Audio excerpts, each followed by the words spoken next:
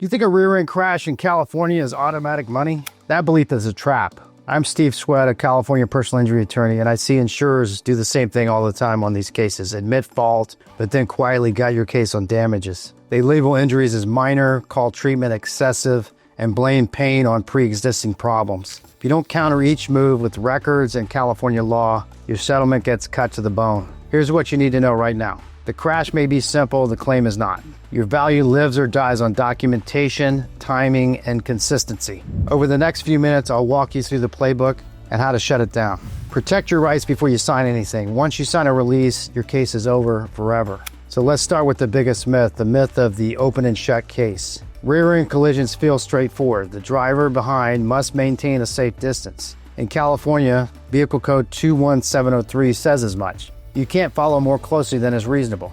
So why do so many people still get lowballed? Because liability is only half the battle. Damages decide the value, and that's where the insurer fights. First of all, they use speed. An adjuster calls fast, sounds friendly, and asks for a recorded statement. That statement gets thrown back in your face later. You said you were fine at the scene. Simple fix, refer calls to counsel and keep statements factual and brief. No speculation, no guesses. The second thing I see is the treatment delay trap. You tough it out for a week. They argue your injuries must be unrelated because you didn't seek care immediately. In reality, soft tissue and whiplash symptoms often peak days later. The counter is clear. Documentation. Go to urgent care, your primary care doctor, or a chiropractor within 24 to 72 hours and do consistent follow-up treatment. Next, they push the property damage injury myth. Low visible damage, they'll say low injury. But bumpers are built to rebound. Energy still transfers to your spine. We rebut with photos from multiple angles, repair estimates, and biomechanics literature showing that occupant forces can exceed bumper deformation. So what does that mean for you? Don't assume open and shut protects you. Protect yourself. Document symptoms early. Keep a pain log. Follow referrals. And be careful with social media. Pictures of you lifting groceries will be evidence you're not hurt. Liability may be presumed common sense, but value is proved by records, consistency, and strategy. Now let's break down their favorite move, the low-impact defense. Bumper damage versus bodily injury. The insurer's headline argument, minimal property damage equals minimal injury. They'll cite photos with no obvious crumple, a small repair bill, and the absence of airbag deployment. Here's the problem with that logic. Modern bumpers are designed to absorb and hide damage at low speeds. Your cervical spine is not. Even at 8 to 12 miles per hour delta V, your neck can experience rapid acceleration and deceleration, leading to strain, facet joint irritation, or disc injury. So how do we counter it? 3 parts. If you let them tie injury to cosmetic damage, you devalue real pain. You also create a standard that punishes reporting. The opportunity cost is major. Medical bills, lost wages, future care, all discounted. What do you want to show? You want to separate property damage from injury mechanics. We line up the photos, the repair estimates, and the crash configuration. Rear end with a stiffer joint vehicle and softer setback often increases head-torso lag. We add seat position, headrest height, occupant size, and pre-tensioner status. Then we reference medical literature supporting injury at low visible damage. I've tested this across dozens of California claims. When we present the mechanics clearly, settlement offers move. So how do you implement that? You get multiple angle photos, underside shots, trunk gap alignment, and body shop teardown report if possible. A teardown often reveals hidden reinforcement damage. Obtain an estimate that itemizes structural checks. Ask your treating provider to document mechanism of injury, rear impact, head lag, headset, headache onset, radiating pain, range of motion loss. Make sure that the chart notes connect symptoms to the crash. Some common mistakes: letting the insurer's reviewer interpret the photos, accepting a quick cosmetic estimate without a teardown, failing to measure headrest position,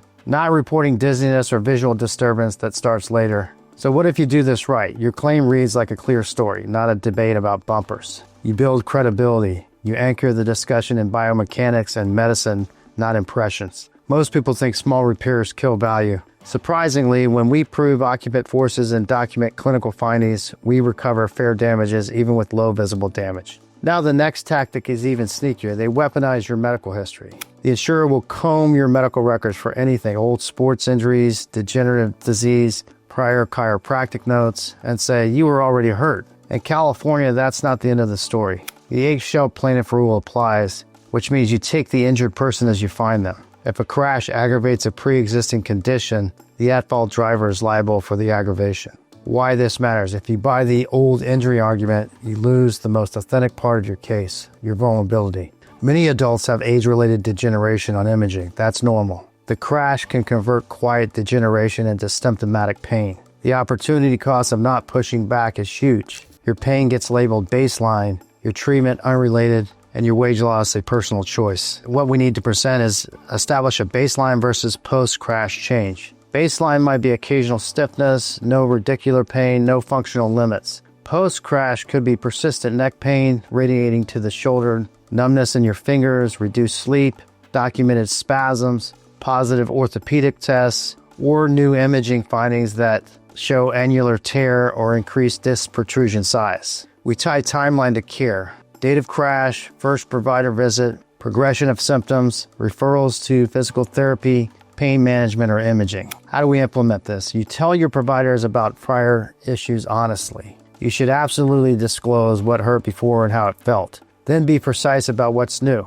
location, frequency, intensity, and activity limits. Ask your provider to write exacerbation of pre-existing condition due to rear-end collision when appropriate. Consistency in your history is the backbone of credibility. Some common mistakes: saying "I'm fine now" at the scene to be polite, skipping the first appointment, and creating a gap, letting the adjuster obtain a broad medical authorization so they can dig through 10 years of records. Only provide relevant records. 1 to 2 years pre-incident is typical unless specific issues require more. What if you do this right? Your record shows a clear before and after, the law supports your claim, and the medicine explains it. Adjusters lose the ability to say "same old problem." Now, once you've diffused the pre-existing condition trap, you're in a stronger position to value your case correctly and negotiate from strength, not fear. Let's talk about the gap in treatment argument. If you were hurt, you'd have gone in right away. I hear this all the time from insurance adjusters. They love this one. You didn't see a doctor the same day,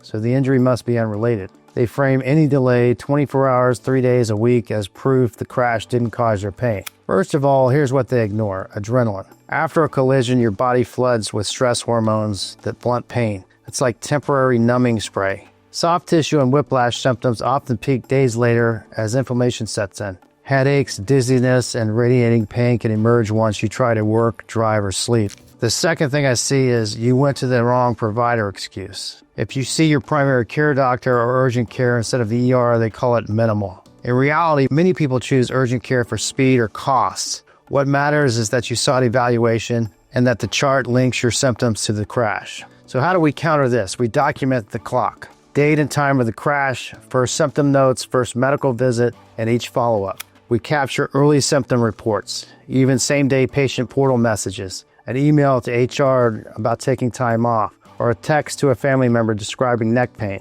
Those time-stamped records defeat the no care, no injury narrative. What do we want to present? Provider notes that state rear-end collision, mechanism of injury, onset of symptoms, and functional limits: trouble sleeping, difficulty turning your head, missed work. We add objective findings: reduced range of motion, spasms, positive Sperling's tenderness, or neurological changes. If imaging is ordered later, tie it back to persistent symptoms since the crash. How do we implement this? If you can, get evaluated within 24 to 72 hours of the crash. If you didn't, you can still fix the record. At your first visit, describe when symptoms started, how they evolved, and what you tried at home: ice, rest, over-the-counter medications examples. Ask the provider to include delay onset consistent with whiplash mechanism. Keep a simple daily pain log: location, intensity, activities affected. Consistency builds credibility. Some common mistakes I see is going silent for a week, then telling the insurer you were fine at the scene. Skipping recommended follow-ups, relying on verbal updates with no documentation. Don't let the adjuster use a paperwork gap to erase your real pain.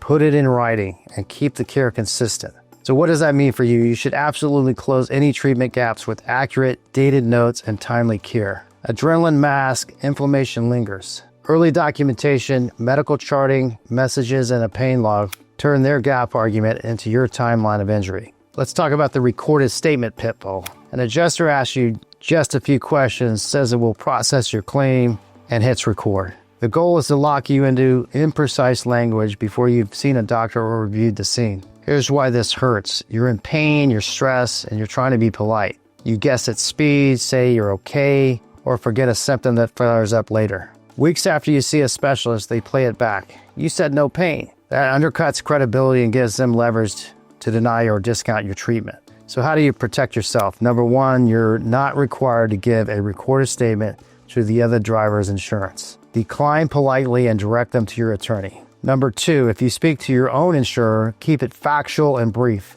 Time, location, vehicles involved, and that you will seek medical care. No speculation about speed, forces, or fault allocation. Number three, never describe injuries in absolutes on day one. Say you're evaluating your symptoms with a provider. That's accurate and safe. So common traps, agreeing to, we just need to confirm you're not injured, guessing at distances, or discussing prior medical history without context. Keep it narrow. The less you speculate, they can twist your words. Once counsel is involved, we control the communication and provide verified documentation instead of off-the-cuff audio clips. So in conclusion, protecting your claim value, the bottom line is a rear-end crash isn't open and shut when insurers weaponize low-impact arguments, pre-existing conditions, comparative fault, and recorded statements. You should absolutely counter each move with records, medical clarity, and California law. Your next steps are simple. Get evaluated within 24 to 72 hours of the incident. Follow treatment and document obstacles. Capture multi-angle photos and request a teardown if damage is hidden on your car. Decline recorded statements to the other insurer and keep all communications tight and factual. If you were rear-ended anywhere in California, call us, 866-966-5240. We handle the evidence, the arguments, and the traps so you can focus on healing. When you're ready to protect your rights, we're ready to protect your claim.